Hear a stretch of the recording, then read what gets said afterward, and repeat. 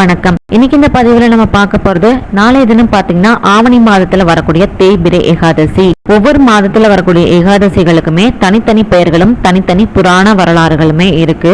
அந்த வகையில இந்த ஆவணி மாதத்துல வரக்கூடிய தேய்பிரை ஏகாதசியை பாத்தீங்கன்னா காமிகா ஏகாதசி அப்படின்னு சொல்லுவாங்க.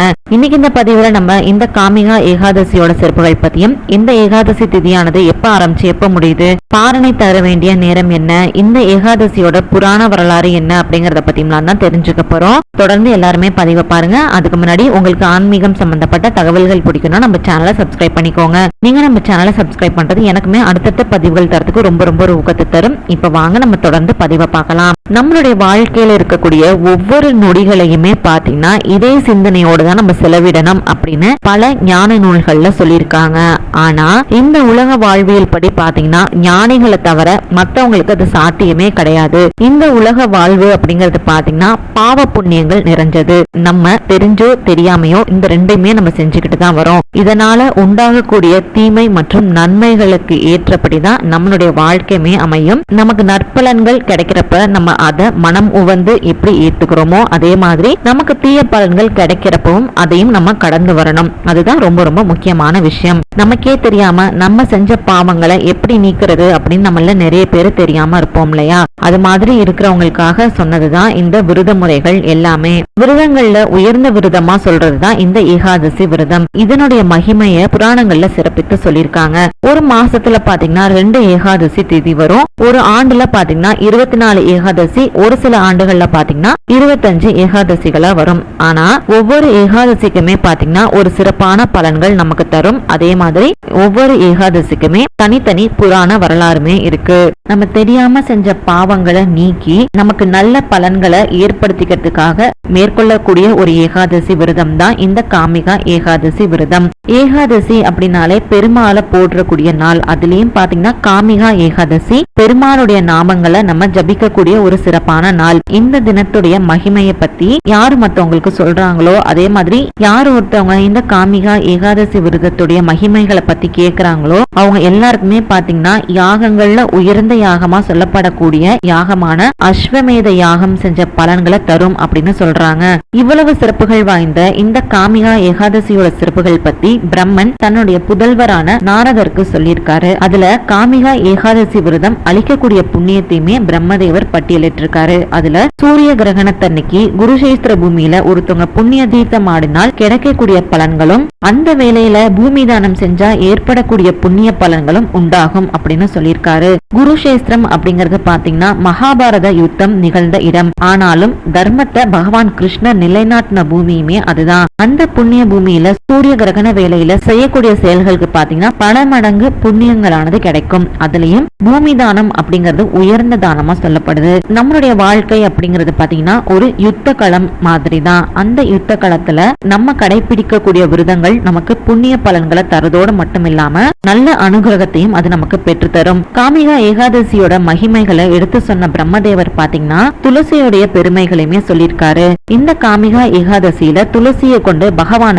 நம்ம வழிபாடு செய்யறப்ப நல்ல பலன்களானது நமக்கு கிடைக்கும். காமிகா ஏகாதசி அன்னைக்கு பெருமாளை துளசி இலைகளால அர்ச்சனை செஞ்சு வழிபாடு செய்யறப்ப நம்ம தெரியாம செஞ்ச பாவங்கள் எல்லாமே நீங்கும். இதுல இன்னொரு சிறப்பான விஷயம் என்ன அப்படின்னு பாத்தீங்கன்னா ரொம்பவே விலை மதிப்பா சொல்லப்படக்கூடிய வைர வைடூரியங்களை வச்சு நம்ம அர்ச்சனை செஞ்சதை விட அதிகமான பலன்களை நமக்கு தரதுதான் இந்த துளசி இலை அர்ச்சனை வழிபாடு. துளசி செடியில பாத்தீங்கன்னா துளசி மாதா வாசம் செய்யறதா ஐதீகம். அதனால காமிகா ஏகாதசி அன்னைக்கு துளசி செடியை நம்ம கண்டிப்பா வழிபாடு செய்யணும். துளசி செடி இருக்கக்கூடிய இடத்த நல்லா சுத்தம் பண்ணிட்டு துளசி செடிக்கு தண்ணி ஊத்தி துளசி செடிக்கு முன்னாடி ஒரு கோலம் போட்டு அதுல அகல் விளக்குல நெய் ஊத்தி தீபம் ஏத்தி வழிபாடு செய்யறது ரொம்ப நல்லது.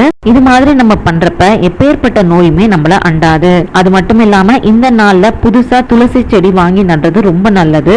அது மாதிரி நம்ம பண்றது மூலியமா யமபயம் அப்படிங்கிறது நமக்கு வரவே வராது. நம்ம தினமுமே துளசி மாடத்துல தீபம் ஏத்தி துளசி வழிபாடு செஞ்சுட்டு வரப்ப நம்மளுடைய புண்ணிய கணக்கானது அதிகரிக்கும் அப்படின்னு சொல்லப்பட்டிருக்கு. இவ்வளவு சிறப்புகள் வாய்ந்த துளசியை வச்சு நம்ம நாளைய தினம் பெருமாளை வழிபாடு செய்யறப்ப நம்ம தெரியாம செஞ்ச பாவங்கள் எல்லாமே குறைய ஆரம்பிக்கும்.